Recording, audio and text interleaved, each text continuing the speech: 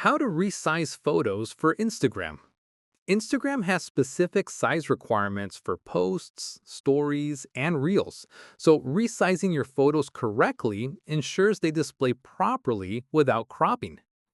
First, open Instagram and tap the plus sign to create a new post.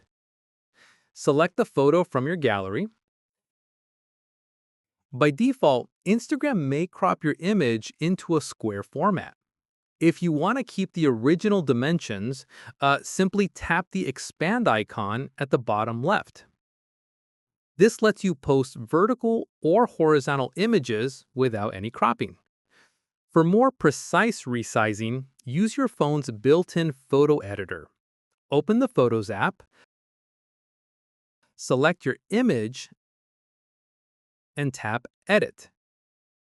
From the editing menu, choose Crop, then select the aspect ratio button at the top. For standard Instagram posts, use the 1:1 ratio for square images. For Instagram stories and reels, select the 9:16 ratio for vertical format. Once you've resized your image, save it, then return to Instagram, tap the plus button, select Post, choose your resized image, and upload it. That's how you resize photos for Instagram with the correct dimensions for posts, stories, and reels.